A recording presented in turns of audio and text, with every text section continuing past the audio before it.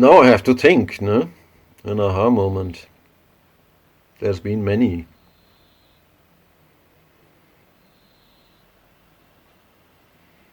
Actually, when we say an aha moment, in Western way of thinking, that usually means like we've come up with some kind of thought that clarifies a lot of things, and then we say, aha, that's how it is.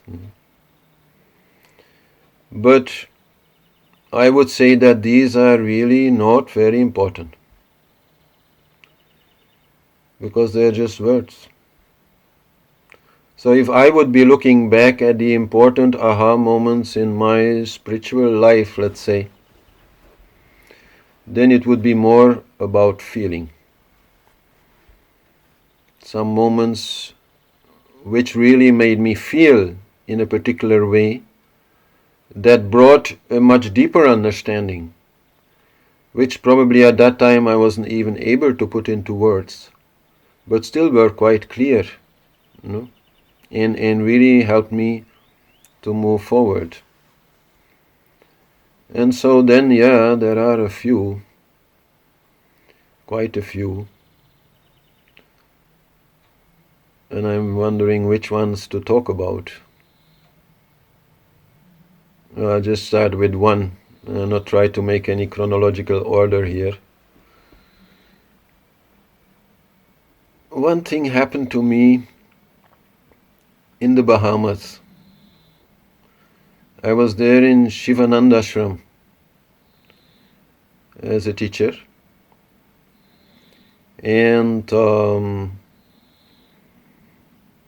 I have never known, of course, Swami Sivananda, who is very famous Swami from Rishikesh. But okay, I was asked to teach there, and it's actually a very beautiful place. Lots of nature and sea and beautiful beaches, everything. Very well done also. You have the feeling you're in India when you walk around that place. Beautiful garden. Anyways, it was time to go. And since this ashram is on an island called Paradise Island, I had to wait in a little boathouse for a little boat to come and bring me to the main island. Anyhow, the Bahamas are all islands. That would then, bring me to the airport. And so I was sitting there waiting in that room, and in front of me there was a very big picture of Swami Sivananda. And somehow I hear the boat coming, and I look at the picture and I say, thank you, something like, for letting me stay here, for the good time I had here, or something like that. And suddenly some feeling came over me. And it's still very hard to describe it, but it was an immense feeling of love and connection. And so I kind of stumbled out of that house, really, like being quite in a shock, you can say. And I look into the eyes of that man of the boat, and I could just see the divine there. Inside that person so clearly, I had tears in my eyes. The guy must have thought I was feeling sad of going or something, so he didn't really care so much. But all the time I was on the boat with him, there's only 5 minutes, or something, I could feel this with him. And then where the boat came, there was a taxi driver waiting, same thing. And then the taxi brought me to the airport. Every person I met, I was seeing God inside.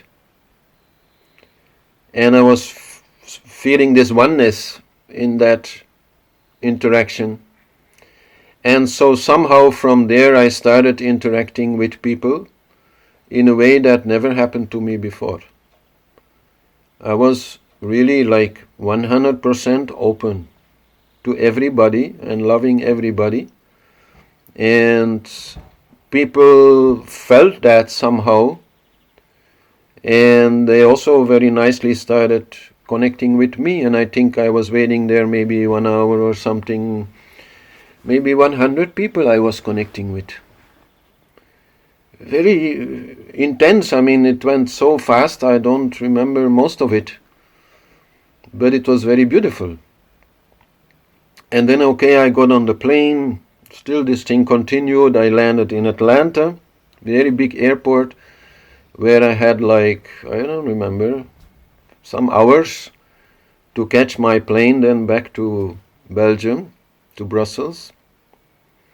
And I missed that plane, because I would just go from one person to another, and always I would connect with them and they would connect with me. Like, maybe some people must have thought I was really strange. For sure, they must have thought that. But I have never felt any negative response like, oh, don't bother me or something like that. No. Somehow, all these people were kind of feeling that what I was offering them somehow was good.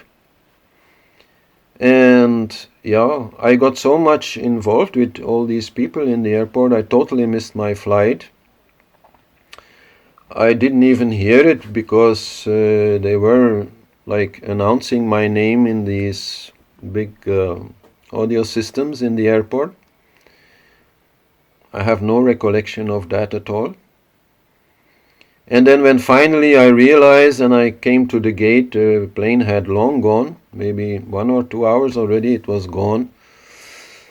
But still I was in that state. And these people then, instead of being like upset and not very helpful, they were very helpful. They put me on a plane to Madrid, from where then later I could catch a plane to Brussels.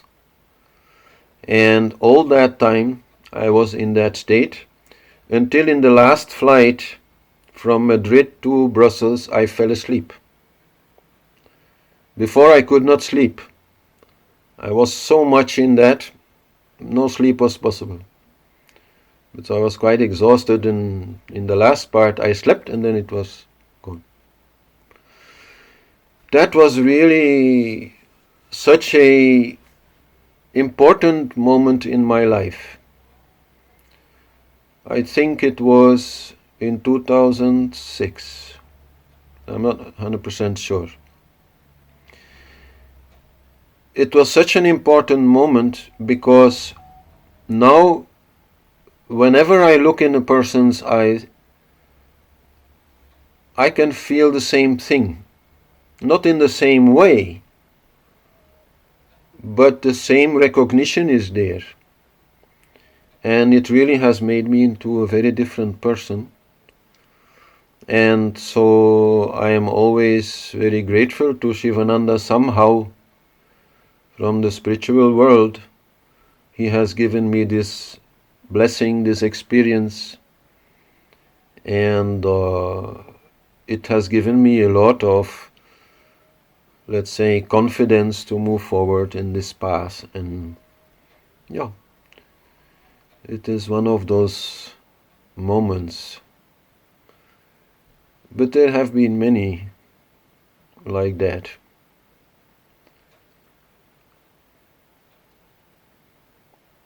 Definitely another one